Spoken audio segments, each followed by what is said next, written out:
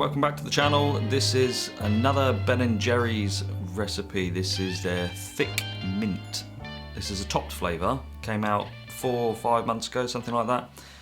What is it? It's a mint ice cream with cookie swirl, mint chocolate balls, mini cookies on the top, and a chocolate ganache, or chocolatey ganache as Ben & Jerry's like to call it. So if you want to see how it's made, stick around and we'll show you.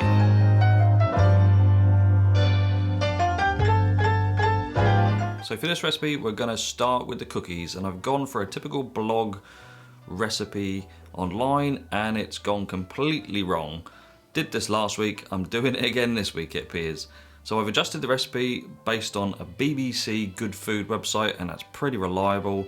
And as you can see, the cookies have turned out much better. Baked at 175 for about 10 to 12 minutes, but just adjust it to suit your oven.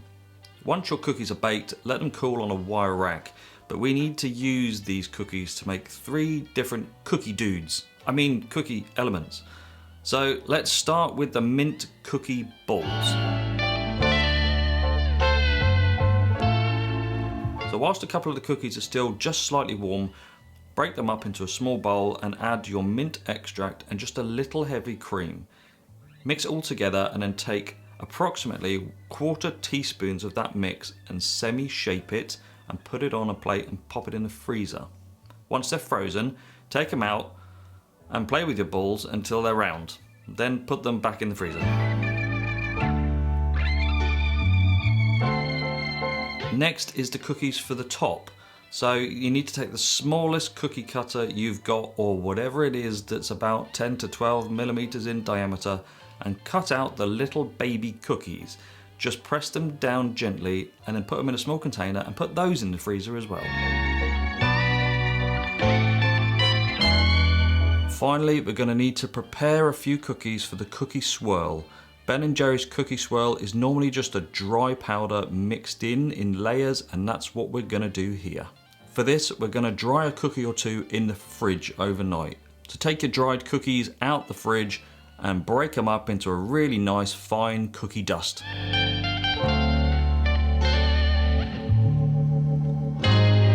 Now we're on to the ice cream base itself. This is a really simple one. Add all the ingredients minus the cream and mint extract to a pan and gently heat to dissolve the sugars.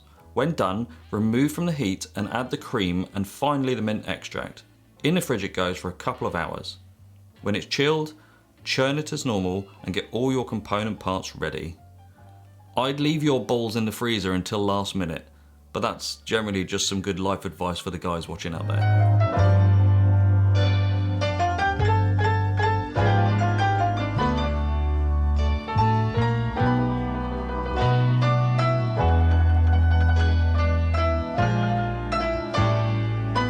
When the churn is complete, start loading up the tub.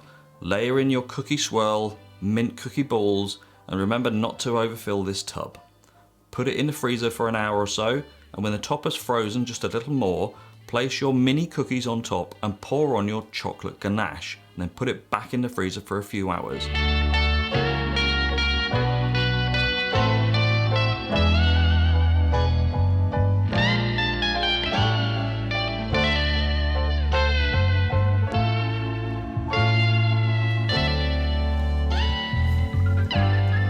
Straight out the freezer. Look at that, super cool. I don't know if you can see it, super cool, very tasteful tub by my wife. She does an amazing job with these. I know you all agree. So before we dig into this, one thing I want to mention. The chocolate ganache for the top, this time it actually went a bit wrong. Now, when I heated up 70% chocolate as a water ganache, is what I normally use, it actually started to turn, so it split. So I recovered that ganache using the warm water technique, and I'll continue that little video up here in the corner so you can see that it just comes back to normal. But if you do that and recover the chocolate, what it will do is bloom. Now whilst it will taste absolutely fine, I mean we had another tub last night so we know it tastes great, but I would also use a different chocolate. So rather than the 70%, use a 50% chocolate. It's not quite as bitter and it's much more forgiving when you make a chocolate ganache. Now that's been said, Let's get some scooped up and put it in a bowl and see what it turns out.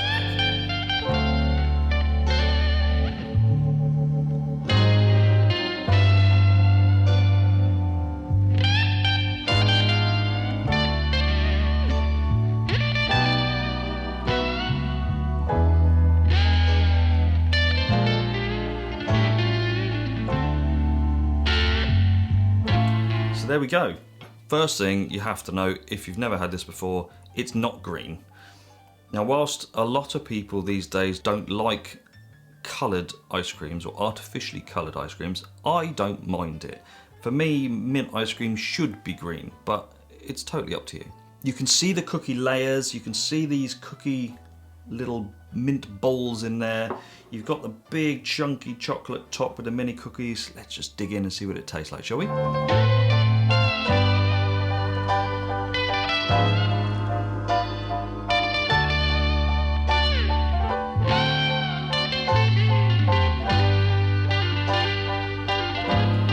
It definitely tastes like mint ice cream.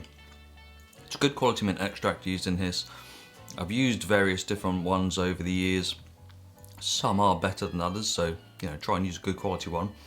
Now those little mint cookie balls, they're great. They're like little mint chocolate truffles in there.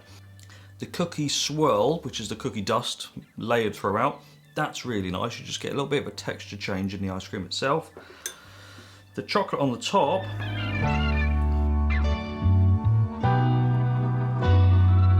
that's too bitter.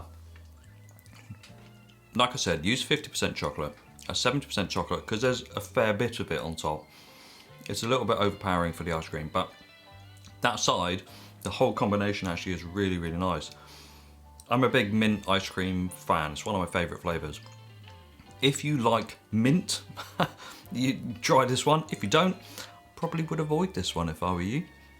It's one of Ben & Jerry's new topped flavours that came out a while ago. We're gonna start looking at the others as well. There's loads of different ones, Whiskey Business and loads of other different flavours. So we'll get to those down the line. But if you enjoy a nice mint ice cream with loads of add-ins, give this one a try. Thanks very much for watching. Don't forget to like and subscribe, and we'll see you next week.